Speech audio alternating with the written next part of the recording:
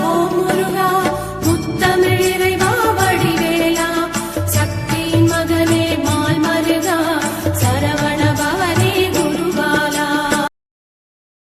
திருவாழ்க திருவேத்தினை, குருவாழ்க குருவேத்தினை.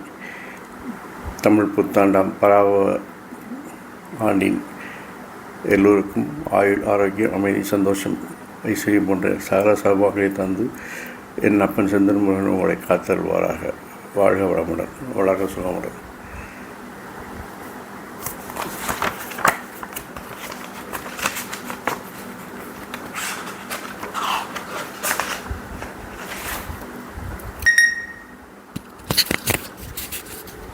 ஸ்வஸ்தி ஸ்ரீ மங்களகரமான பராப வருஷம் சித்திரை மாதம் 1ஆம் தேதி 14/4/2026 செவ்வாய்க்கிழமை காலை 9:30 மணிக்கு சூரிய உதயாதி 8:26 நாளிகைக்கு ரிஷப லக்கணம் சிம்ம வம்சத்தில் மங்களகரமாக பிரபாவ வருஷம் பிறக்கிறது. இந்த பிரபாவ வருஷத்தினுடைய முக்கிய கிரக பேச்சுகளை பார்ப்போமானால்,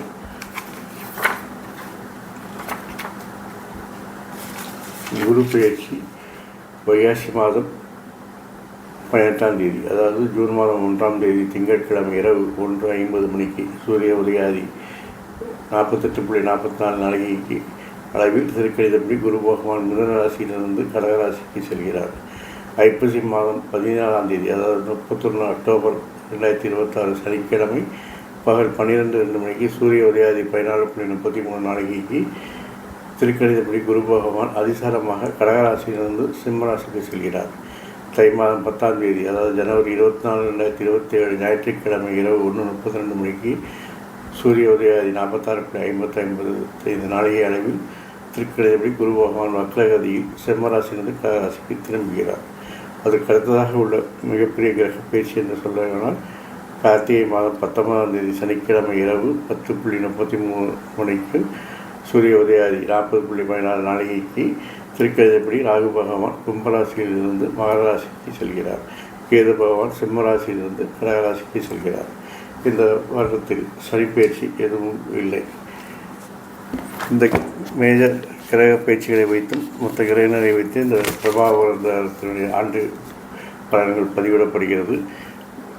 அதன்படி மிதுன ராசிக்கு நாம் பார்ப்போம். பிரபாவரிடம் மிதுன ராசிக்கு புதிய திருப்பத்தை ஏற்படுத்தும் ஆண்டாக அமையப்போகிறது.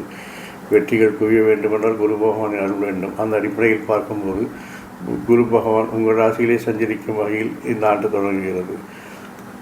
எனவே இந்த ஆண்டு நீங்கள் நல்ல காரியங்கள் எல்லாம் நடைபெறும். மேலும் 10ஆம் இடத்தில் சனி வீட்டிருப்பதால் தொழில் வளம் சிறப்பாக இருக்கும்.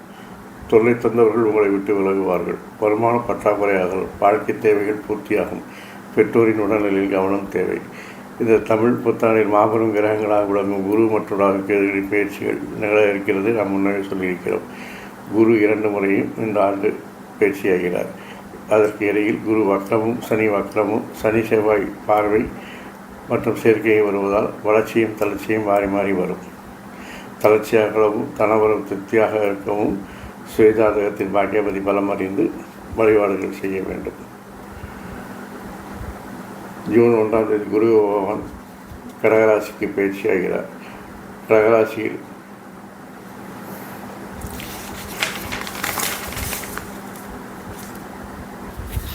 கடகராசியில் குரு சஞ்சரிக்கும் பொழுது குருவின் பார்வை உங்கள் ராசிக்கு 6, 8, 10ஆம் இடங்களில் பதிகிறது.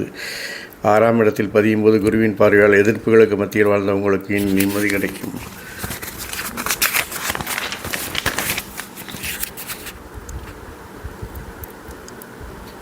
திசாபுத்தி பலம் இருந்தால் எதிர்பாராத விதத்தில் சில தொல்லைகள் வரலாம். எதையும் சமாளிக்கும் ஆற்றல் உங்களுக்கு உண்டு என்றாலும் இது போன்ற நோய்களிலிருந்து நேரங்களில் கவனமாக இருப்பது உங்கள்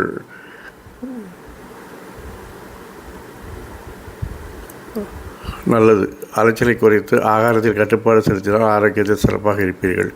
குருவின் பார்வை 8ஆம் இடத்தில் பதிவதால் உடல்நலம் சீராகி உற்சாகத்தோடு செயல்படுவீர்கள். தொழிலில் ஏற்பட்ட இழப்புகளை ஈடு செய்ய நண்பர்கள் உதவிக்கரம் நீட்டுவார்கள். புண்ணிய தலங்களுக்கு சென்று வழிபட்டு வர வேண்டும் என்ற எண்ணம் நிறைவேறும். இடமாற்றம், வீடு மாற்றம், ஊர் மாற்றம் போன்றவை எதிர்பார்த்தபடி வந்து சேரும். வெளிநாடு செல்ல எடுத்த முயற்சிகள் கைகூடும். திசை மாறிய தென்முக தெய்வங்கள் வழிபட்டால் நன்மைகள் உண்டாகும். 10ஆம் இடத்தில் பதியும் குருவின் பார்வையால் தொழில் ஸ்தானம் மற்றும் கர்மஸ்தானம் வலுப்பெறுகிறது. எனவே பலமுறை முயற்சித்தும் தாமதப்பட்டு வந்த தொழிலை இப்போது தொடங்குவீர்கள். பெற்றோரின் உடல்நலம் சீராகும். கிடைத்தொழில் தொடங்கலாமா என்ற சிந்தனை அதிகரிக்கும். வாடகை கட்டிடத்தில் நடைபெற்ற தொழிலை சொந்த கட்டிடத்திற்கு மாற்ற முயற்சி எடுப்பீர்கள். 10ஆம் இடம் ஜீவனஸ்தானம் என்பதால் உத்தியோகம் சம்பந்தமாக எடுத்த முயற்சிகள் கைகூடும். உழைப்பிற்கேற்ற பலன் கைகூடவில்லை என்ற கவலை உங்களுக்கு இருக்காது. நல்ல சந்தர்ப்பங்கள் உங்களை தேடி வரும்.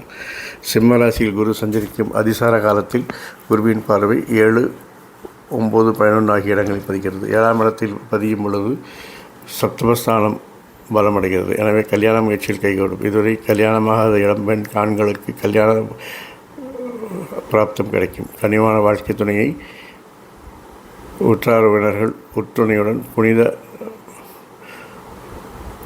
உறுதுணையோடு நீங்கள் கண்டுபிடிப்பீர்கள். புனித பயணம் அதிகரிக்கும். பெற்றோரின் மணி விழா, பிள்ளைகளின் காது குத்து விழா, கடைத்திறப்பு விழா போன்ற நல்ல சுபமங்கள காரியங்கள் எதிர்வதற்கான தேவையான தடைகள் எல்லாம் நீங்கி வீட்டில் சுபகாரியங்கள் நடக்கும். உயர்ந்த பொருட்களை வாங்கும் யோகம் உண்டாகும். தம்பதியிடையே ஒற்றுமை அதிகரிக்கும். 9ஆம் இடத்தில் பதியும் குருவின் பார்வையால் தந்தையின் உறவில் நெருக்கம் அதிகரிக்கும். தந்தையின் ஆரோக்கியம் மேம்படும். அவர்களுடைய ஆதரவோடு தொழிலை பலப்படுத்துவீர்கள்.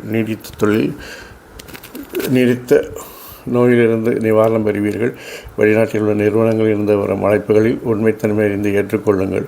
கொடுக்கல் வாங்கலை திருப்தி ஏற்படும். பங்காளி பகை மாறும். நீண்ட நாட்களாக எதிர்பார்த்த புனித பயணங்கள் கைகூடும். கடமையை செவ்வன செய்து பிறரின் பாராட்டுகளை பெறுவீர்கள். குருவின் பார்வை 12ஆம் இடத்தில் பதிவதால் பொருளாதார நிலை உச்சம் பெறும். உடலும் மனமும் உற்சாகத்துடன் செயல்படுவீர்கள். கொடுக்கல் வாங்க இருந்த ஏற்ற இறக்க நிலை மாறும். இல்லத்திற்கு தேவையான விலையுயர்ந்த பொருட்களை வாங்கி மகிழ்வீர்கள். எதிர்காலத்தை பற்றிய பயம் உங்களை விட்டு விலகும். உங்களுடைய லட்சியங்கள் நிறைவேறும் நேரம் இது. பொது நலத்தில் அரசியலில் இருப்பவர்களுக்கு கௌரவ பதவிகள் கிடைக்கும்.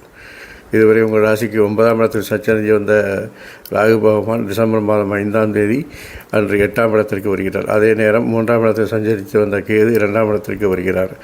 அஷ்டமத்தில் சஞ்சரிக்கும் ராகுவால் மனோபயம் கொஞ்சம் அதிகரிக்கும். எதை செய்வோமோ அதை செய்வோமோ என்ற இரட்டிப்பு சிந்தனையும் எதிர்மறையான சிந்தனைகளும் தலை தூக்கும். எதையும் திட்டமிட்டு செய்ய வேண்டும். 2ஆம் இடத்தில் சஞ்சரிக்கும் கேதுவால் குடும்ப பிரச்சனைகள் அடிக்கடி வந்து கொண்டே இருக்கும்.